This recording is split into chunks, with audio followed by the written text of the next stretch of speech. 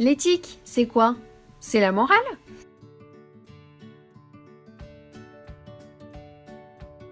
Non, non, la morale, ça ne se discute pas, il faut la suivre.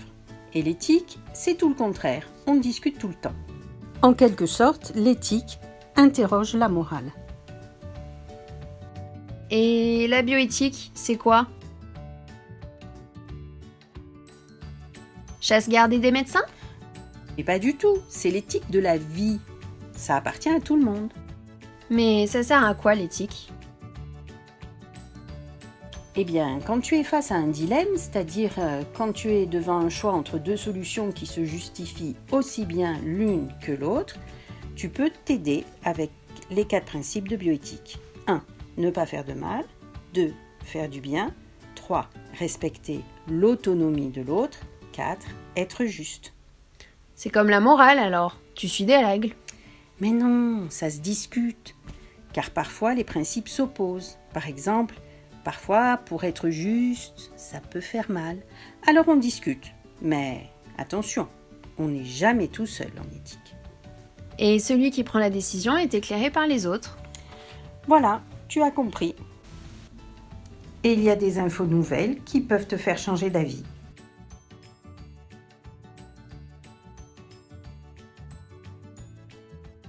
L'éthique, c'est du vivant. Ça bouge.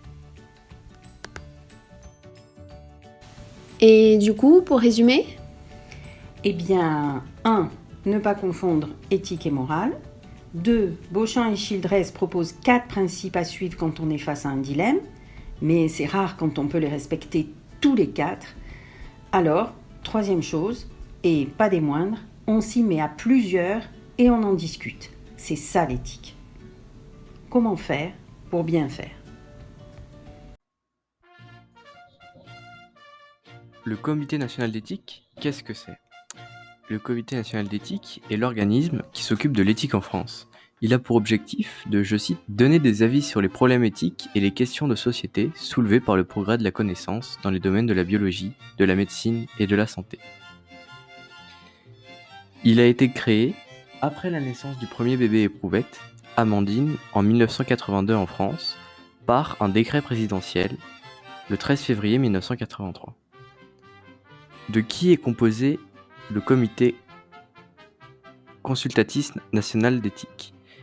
Il est composé de scientifiques, de médecins, de philosophes, de juristes et de journalistes qui sont nominés. Il est le seul comité international ne dépendant d'absolument aucune autorité de tutelle. Comment fonctionne-t-il?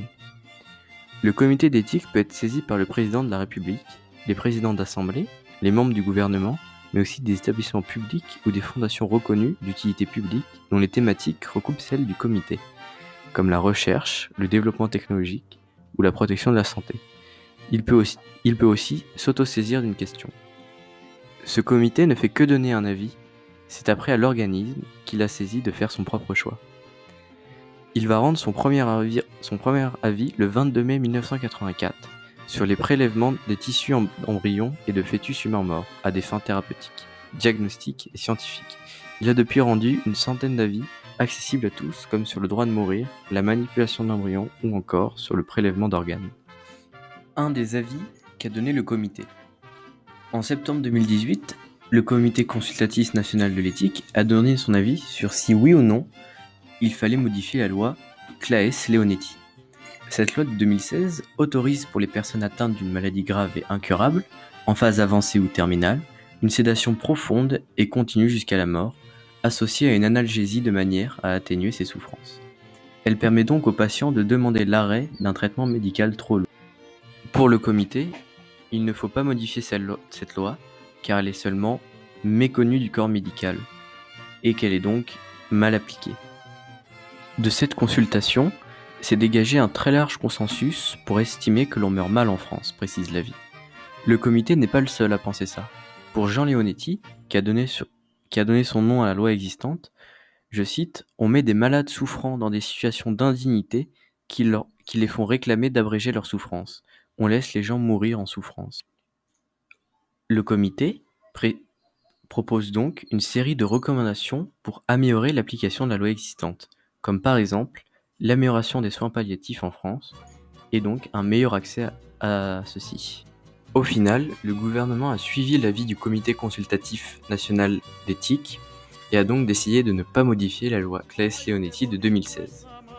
Nous avons donc pu voir avec cet exemple que le CCNE traite plusieurs questions qui peuvent amener à un débat et qui sont donc très importantes dans la société française. Au niveau mondial, c'est 1,2 million de gens qui meurent chaque année sur les routes. La technologie des voitures sans conducteur promet de réduire de 90% ce chiffre en éliminant la principale source d'accidents, l'erreur humaine. Imaginez-vous dans une voiture sans conducteur, quand tout à coup une panne mécanique l'empêche de s'arrêter. Si la voiture roule toujours, elle peut écraser les piétons qui sont en train de traverser. Mais elle peut aussi faire une embardée, touchant un passant en le temps pour sauver les vies des piétons. Elle peut aussi foncer dans un mur en sauvant les piétons mais en voûtant. Que devrait faire la voiture et surtout, qui devra en décider ? Selon une enquête du CCNE, dans cette situation, les gens choisiraient de réduire les dommages et donc de faire une embardée en tuant le passant. Seulement, l'étude montre aussi que très peu de gens seraient prêts à acheter cette voiture. Ils aimeraient acheter des voitures qui les protègent à tout prix, mais ils veulent que tous les autres les achètent pour réduire les dommages. C'est un dilemme social. Les fabricants de voitures pourraient simplement les programmer pour maximiser la sécurité des clients, et elles pourraient apprendre par elles-mêmes qu'en agissant de cette manière, elles augmenteraient le risque des piétons.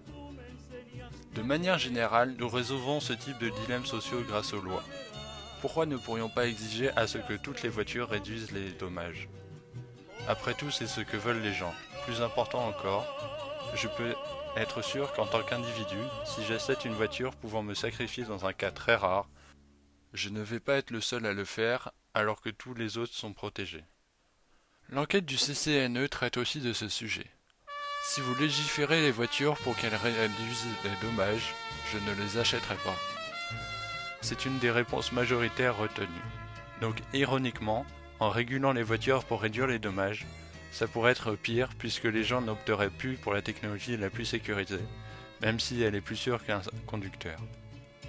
Résumons. Nous avons commencé avec la question, le dilemme éthique, de savoir ce que devrait faire la voiture dans ce scénario précis, dévier ou rester.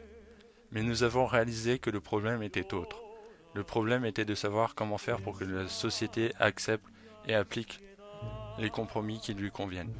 C'est donc un dilemme social.